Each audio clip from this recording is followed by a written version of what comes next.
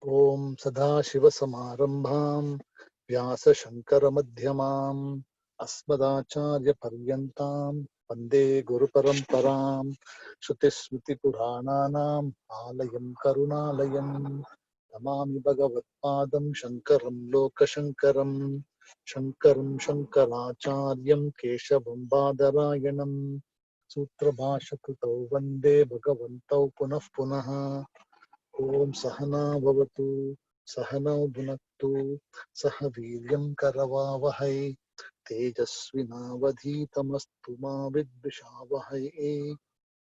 Om Shanti Shanti Shanti.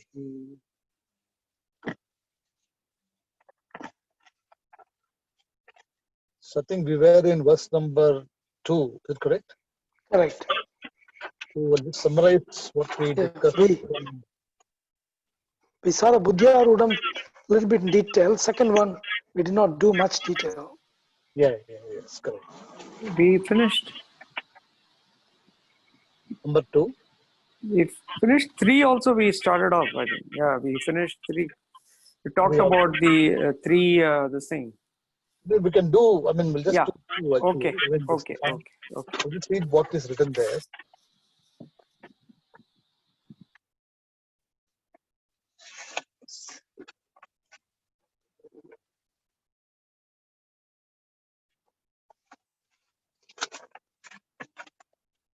See, verse number 2 talks about the Sakshi view. So,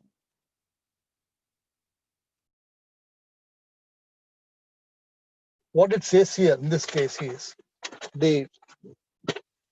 because I am the Sakshi of all experiences, I must not just say that I only see myself. And I cannot say that I am only the Atma, I am the only person, who is the Mukta. So, one should be able to see the same Sakshi in everyone else also. That means, just I am the Sakshi of all experiences. I am also not just myself, but every other experience in others also. That means every experience which I have, it is not related only to me, but also I am present in the experience in every other living being and also. So that is how you extend the concept of Aham Brahmasmi from just only you to seeing everything else.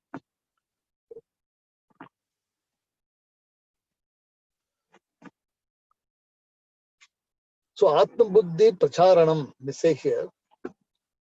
So I am the witness of my own intellectual functions. Aham Sakshi, we saw the word I am the witness. Tadvat, in the same way, Pareshu Api. So Pareshu Api means in the other people also, I should be able to see that I am the Sakshi or the intellect and I am the witness in their thoughts also. So one concept is that we accept ourselves as the Atma. One has got vision that yes, I am the Atma, I am the consciousness. But somehow we are not able to accept other people as the consciousness. Because the concept we have is we cannot see other people experiences. So how do we accept other people? So what it says here is just as you are able to know your experience as mithya, the same way other people also are the same species, same. So when they also experience the same thing, you should be able to discount them as well, the experience. So it is extending the vision from Vyashti to Samashti Vichara. So Vyashti Vichara is the one which you can easily understand. So one can easily adopt, can accept that I am the Atma, the consciousness. But when the difficulty we have is that when we are able to extend the same logic to outside other people. That's what it says here, Pareshu Api Na Iva Apodum. So you cannot neither give the Atma. See, you cannot give up this Atma, not take up anything. Because Atma is not something which you can take up as a new subject for study. It is always there available with you as the truth of one's own true nature. So it was not going anywhere, neither is it going to go anywhere. So it is not a question of taking up something new for study, number one. The second thing is, you cannot even leave the Atma also, you cannot even drop it also. So it has got both the qualities where you can never take it up for study, neither you can leave it saying that I don't want to study also, because it is both are exclusiveness. So it is not possible. Therefore, tasmat parohiha aham. So I am beyond this ahankara and the parabrahman. So just a summary of what we discussed there in chapter 2. In the Bhashyam, the Tikakara has written something extra here. I'll just read for people who are Sanskrit inclined, who can understand this. So it says, see, Mayeva Sakalam Jatam, Mai Sarvam Pratishtitam. So, Mayeva. So, when you say, I am the only person, Sakalam Jatam, the one which is pervading everything. So, Sakalam Jatam means, in every living and non-living being, I am the only person present. And Mai Sarvam Pratishtitam. I am also the one who is established or seen in every living and non-living. That's what it says here. Same thing also in the Bhagavad Gita, you will see. So that Aham Vaishwanaro Bhutva Praninam Deham Ashritaha Pranapana Samayukto Pachaminnam Chatuvidam. Then Sarvasya Chaham Disannivishtaha Matasmati Jnanam Apohanancha Edaischa Vedais Ahameha Vedyaha Vedanta Krit Veda Videh Chaham. So there are quotations in chapter 15 of the Bhagavad Gita where they talk about that I'm one present in Sarvasya Cha Aham Hridi Sannivishtaha Matasmriti Jnanam Apohanancha. That means I'm also present in the intellect and also non-intellect. I'm also the remembrance and the forgetfulness. So even if you remember something, it is the Atma. If you forget also, it is the Atma. So in the intellect also the Atma. So all of them I'm present as the very essence Sakshi. Same thing is said here. So Pareshu Api, the concept Pareshu Api is the same as in Bhagavad Gita. So then we go to number 3. Vikaritvam Ashuddhatvam. Vikaritvam Ashuddhatvam. Bhautikatvam Nachatmanaha. Vikaritvam Ashuddhatvam. Bhautikatvam Nachatmanaha. Ashesha Buddhi Sakshitvad. Asesha Buddhi Sakshitvad. Buddhischat Alpa Vedana. Buddhivaschalpa Vedana. So here, another quality of the Atma is given here. So Vikaritvam Ashuddhatvam. So Vikaritvam means that which is subject to modifications. Vikara. And Ashuddhatvam, that means that which is impure. Ashuddhatvam. Bhautikatvam, that belongs to the Panchabhutas, element and elementals. Bhautikatvam.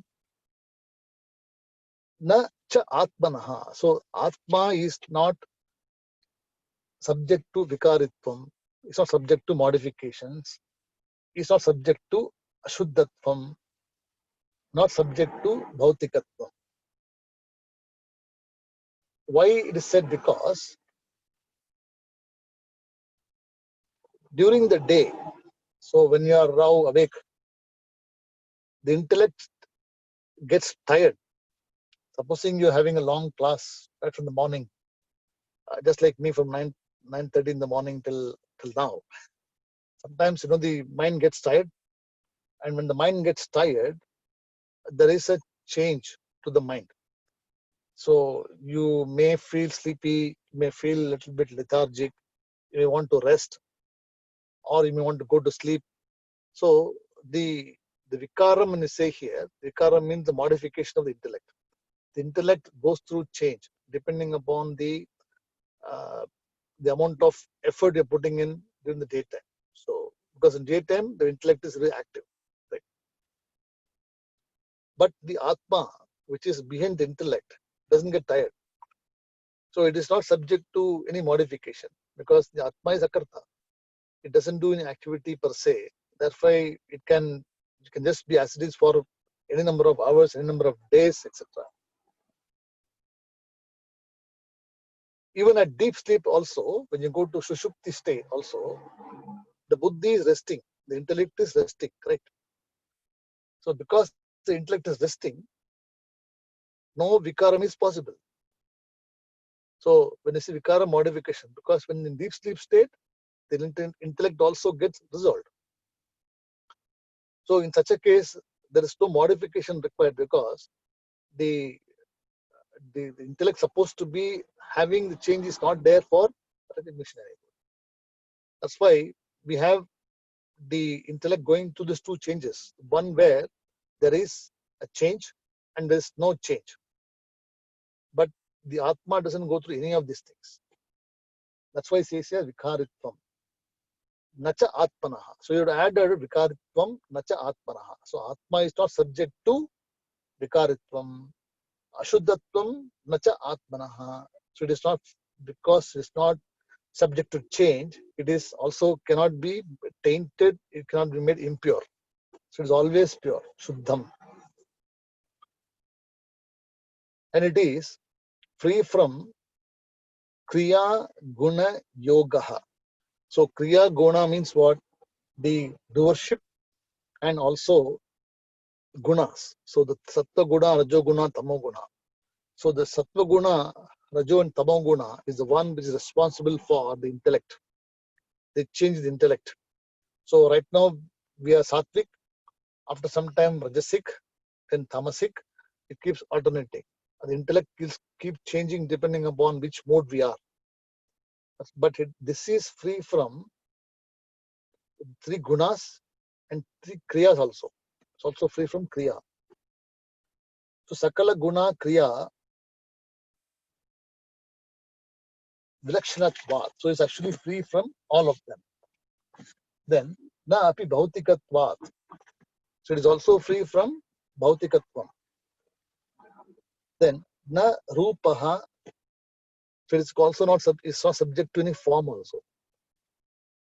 So there's no Rupam, there is no Bhautikam, there is no Gunas, and it is free from any modification, Avikaraha, then Ashuddhatvam, then Bhautikatvam.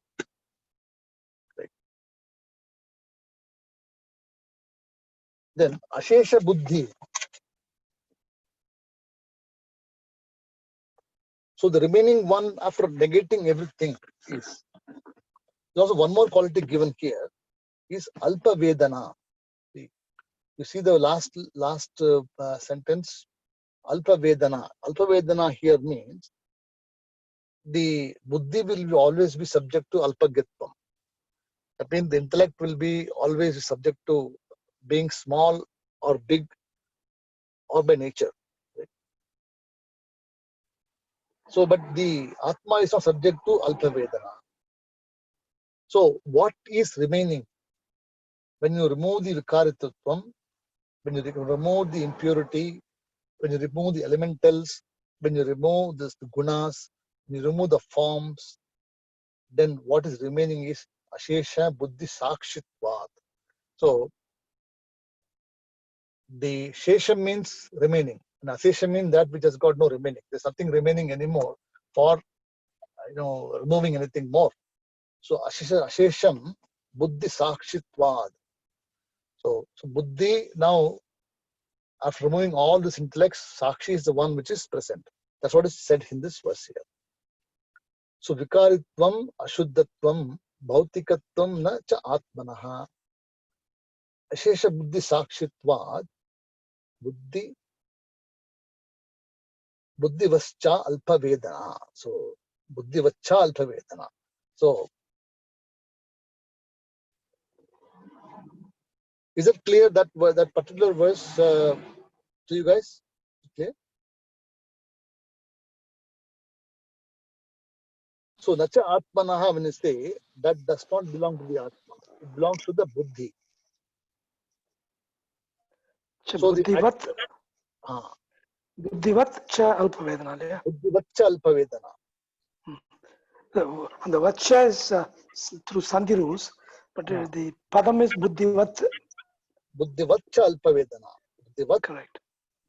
Because see, Alpavedana is so Buddhivat means that belonging to Buddhi. Buddhivat.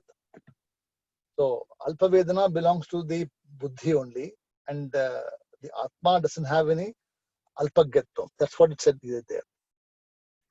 So, example, the attribute of Drishya does not belong to Drishta. So Drishta is a seer, and the object doesn't belong to Drishta. It always belong to Drishyam only, or the Vritti also. So both if you want to say, let's say a rose, right? A rose is actually an object of knowledge. A rose is a Vishayam, and the color of the rose also is red, let's say. So the redness of the rose and the rose also both belong to Drishyam only. It doesn't belong to Drishta. So the seer is not affected by the color of the rose.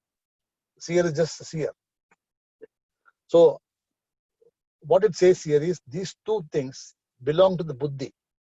So tomorrow morning when you say you will see some other color, so the color will become green or yellow depending upon what you see there. But the Drishta, you the seer, will not change. You do not become green or yellow or red depending on the object which is changing color. So you are just the same person. So that's what it says here, that nacha atmanaha. So bhautikatvam nacha atmanaha, vikaritvam na atmanaha, ashuddhatvam na atmanaha, alpavedana na atmanaha. So all of this actually are not belonging to the Atma. Then if you remove all of them, in the Tika is given additional thing as Guna also is given. So even the Guna also is nacha atmanaha, Kriya also is na atmanaha.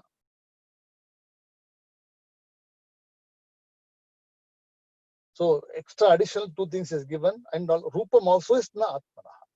So Rupam, Kriya, Guna, Vikaritvam, Ashuddhatvam, Bhautikatvam, Alpagya. So all these things are not belong to Atma. So if you remove all of them, that which is remaining is the Atma of the Sakshi. That's what it says here. Is it clear, that particular verse? Now we go to number 4.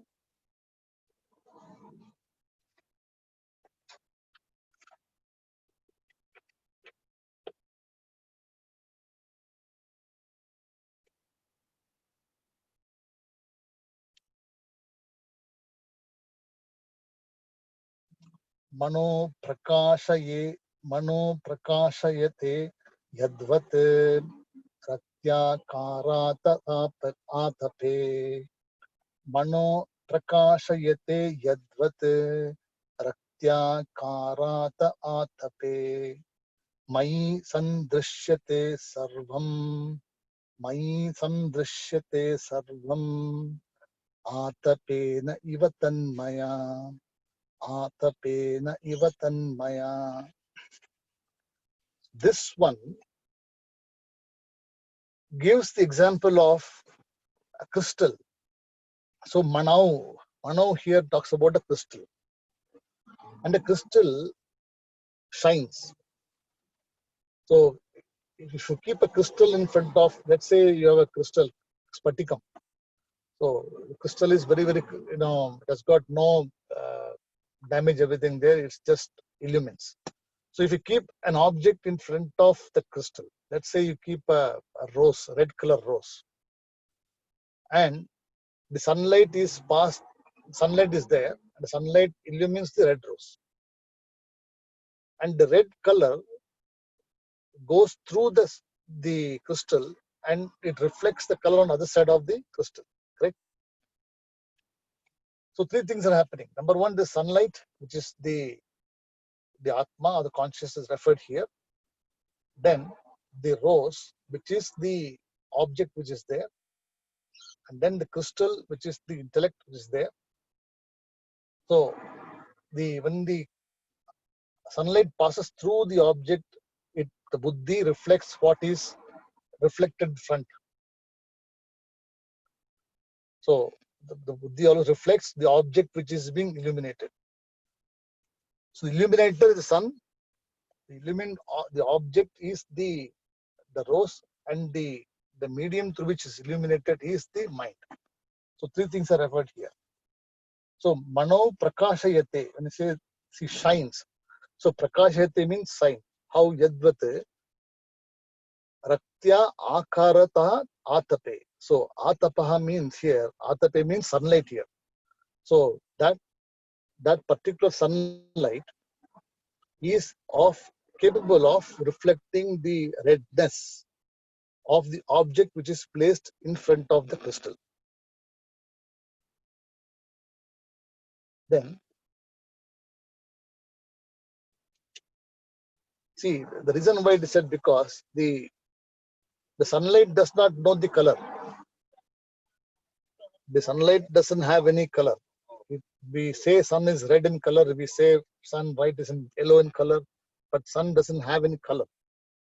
That's what is said here. The Atma also does not know the color it is going to reflect. So Atma just illumines. But it is through the intellect that the various objects are illumined and the colors are known. That's why he says here, Mano prakashayate yadvat raktya karata atape. Then Mai sandrishyate. Mai means Sakshi. Sakshi is sandrishyate. Sarvam. So I am the person who sees everything in everywhere. Sandrishyate sarvam. Atapena iva tanmaya. So atapena, as I told you before, atapam talks about the sunlight. So just as the sun illumines every object and does not know the color, it doesn't really get worried about what is the object in front of it. It just illumines. And it is not affected by the intellect, by the object or the crystal also. Same way, I see myself. Mai sandrishyate sarvam atapena iva tanmaya.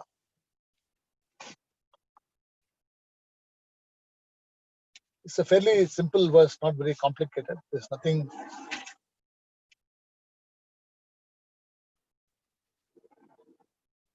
Is it clear, that particular verse, number 4? Yes, Shankarji. Okay. Because I can't see you guys, I'm just listening. Yeah. Oh, no. Clear. Yeah, it's good. I'm just trying to see if there's anything else given in the Bhashyam there. So,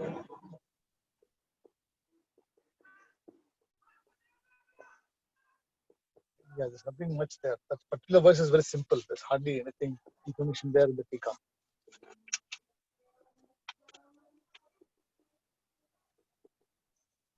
So this particular verse, number 5, it establishes the Advaitam nature of the reality. Buddhau drishyam bhaved buddhau. Buddhau drishyam bhaved buddhau. Satyam nasti viparyaye. Satyam nasti viparyaye. Drashta yasmat sada drashta. Tasmadvaitam na vidyate. So Buddhau. So the way you should read it is Buddhau Satyam Drishyam Bhavet. So here, and na asti viparyaye. So three things it talks about it. Drashta, and again you see another drashta there. The two drashtas are there. An example we can give here is, if somebody asks us, did you sleep well? We'll always say, either we say, I didn't sleep well, or I slept well. Correct? There are only two answers. You cannot have another answer there. Either I slept well or I don't sleep well. So both of them answers are known to you. Correct? And why do we talk about it? Because we talk about only those things which we know about. If we don't know anything about deep sleep, then we don't talk about it. Correct? So it is not an object of knowledge. We don't know about it. We don't talk about it. So here also, buddhau drishyam bhaved buddhau means the drishyam is known to us because it is available for perception, available for knowledge. Then, na asti viparyaye. So, if the intellect is not there,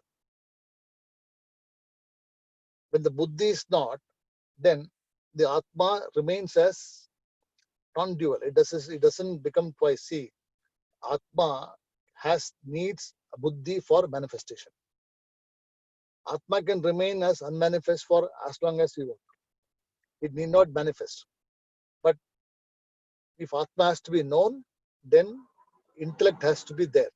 So due to the association of the Atma with the intellect, which is Sahaja Tadatmiyam, or the natural association, the intellect borrows existence from the Atma and it illumines the objects. So when illumination also includes the deep sleep state knowledge also. So we do not talk about something which doesn't exist. So if deep sleep is not existing for us, then we don't talk about it. That's why somebody asks a question, how do you know you are sleeping well? How do you say that you slept well? Because you know. It is something which you know that yes, I slept well because you know about it. So there was sakshi, there was illumination there at the point of time by which you know that you're sleeping well. If you didn't have a thing called deep sleep state at all, supposing, or somebody says there is a 6th state, 7th state, or 8th state, then they have to come back and tell us what are those states. Correct? So we only say there are 3 states of experience. We have only 3 states, and the 4th state is actually just the turiya, which is the sakshi, which illumines the other 3 states. And the sakshi, by not being a state of experience, is able to illumine the 3 states of experience. So there is nothing called 5th state, 6th state. So someone may ask a question, why do you are saying only 3 states? Can we not have 6 states? You can have as many as you want. We always tell them. You can have, if you want, you can have as many as you want, but you come and tell us what do you see in the 6th state. So they will not have an answer because they themselves know what is the 4th state also, number 1. So only if they know the 4th state, then they can discount other things. That's why we are not worried about these people who are Udarkavadis. They come and argue, they put proposition. We are not worried about it because it doesn't really exist. That's why Buddhau Dashyam Bhaved Buddhau Satyam na asti viparyayi. That means Satyam means Atma is not available for recognition when the Buddhi is not there. Then Drashta Yasmat Sada Drashta. So the seer will always be the seer. There will be no a case where the seer becomes the seen. Like we as a seer, ultimate seer, or the consciousness will always be distinct from every object of experience. Even though we are not distinct, but we are distinct from every object of experience. So the drashta will never become drishyam. That's what it says here, drashta yasmat sada drashta. Tasmat, for advaitam. So dvaitam na vidyate. So dvaitam is not possible, only advaitam is possible.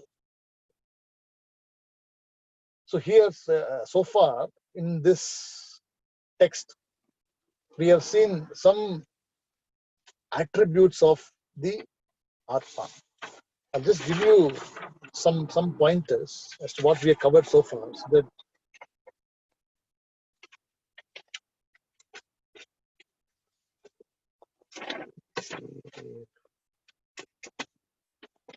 So first one, if you look at the first one, we have Sarvagam. Right? So that which pervades everything is Sarvagam. Then Sarvagyaha, all knowing, all knowledge is Sarvagya. Then Aheyam, so that which cannot be taken up, you cannot take up the Atma. Then Anupadeyam, you cannot also, we saw apodum, right? So you cannot even drop the Atma or you cannot take up the Atma. Then in this verse, we saw the number 3, Avikari, Avikaram. So Sarvagam, Sarvagyam, Aheyam, Anupadeyam, Avikaram, Shuddham. So it is pure. Then Abhautikam. Bhautikam, then Asangam. So Asangam means that which is not connected with anything. So it goes with the Shuddhatvam. So if you have connection, if you association with something, it becomes a little bit chance of getting tainted is possible. But because it is not associated with anything at all, it is the chance of getting polluted or becoming dirty is next to impossible. It's not possible at all. So Asangam is there. Then Nityam. So Nityam also is given in this verse. The word Sadha talks about the Nityam. Sadha. Then Advaitam. So Tasmad Dvaitam na Vidyate. Means so Dvaitam is not seen there, only Advaitam is seen. So Advaitam. Also Advitiyam. So Advaitam, Advitiyam, Nityam, Sarvagam, Sarvagyam, Aheyam, Anupadeyam, Avikaram, Shuddham, Abhautikam, Asangam. So all these are adjectives for the same thing. So they are just given for identification of what Brahman is. So if you use the word Sarvagam, we must ask a question, is there any object which is as 100% pervading as Sarvagam, as Brahman? No. So it cannot be the Atma. Sarvagyam, when you say Sarvagyaha means what? That means all knowing. So, and Sarvavit, Sarvagyam, Sarvavit, Aheyam. So can you take up the Atma newly? Is it possible that after 20 years I can say, let me take up the Atma for study now? It is not possible because the Atma is always there with you. It was never away from you for taking up something or dropping it also. So you cannot say that I'm going to now leave this Atma study and go into something else. Because whatever you do, any activity you do, karma also you are doing in the presence of the Atma only. So Atma is the one which is giving that particular Shakti, the intellect, for doing the karma. So that also is not possible. So Avikaratvam. So Vikaram means modification. So it is also not subject to modifications. And because it is not subject to modification, it cannot become Ashuddham. So Shuddham also is a character or attribute of this one. Then Abhautikam. It is not belonging to any elemental or elements. And because it is Abhautikam, it doesn't have any form, it doesn't have any gunas. So guna atitaha and also form, beyond form also. Then asangam. So due to the nature of non-association with everything else and being distinct, it doesn't get polluted. Asangam given there.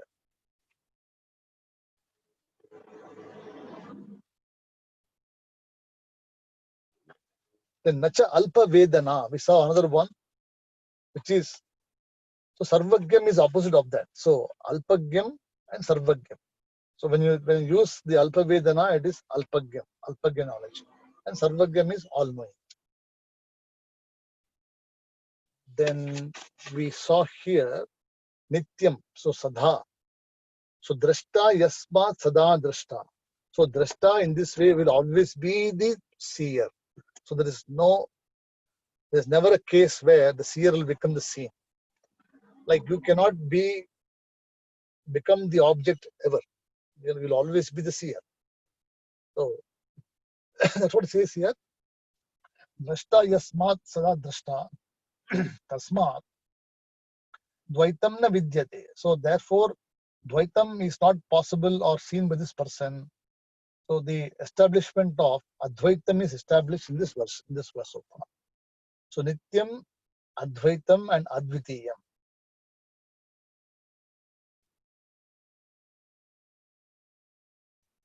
So satatam prakashaha. So satatam prakasha means always illumining. And pratyagatma, one more word written is pratyagatma.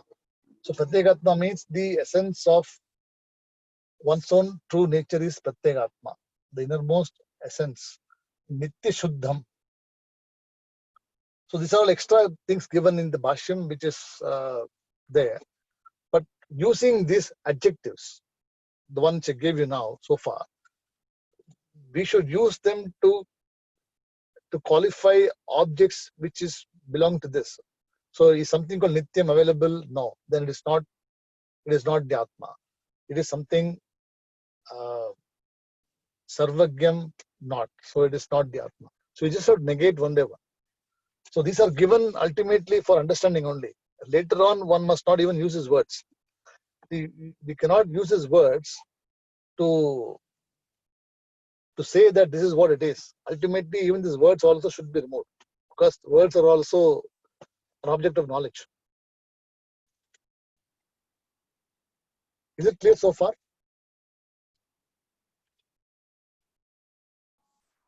Yes, Shankarji. Yeah. Okay. Yes. Yes. So what we will do is, I think I'll have to stop here the class so far, and I'll have to just go and see. But it should be okay, I think. So if there are any questions also, I'll be able to do it next week when we actually have the physical class there.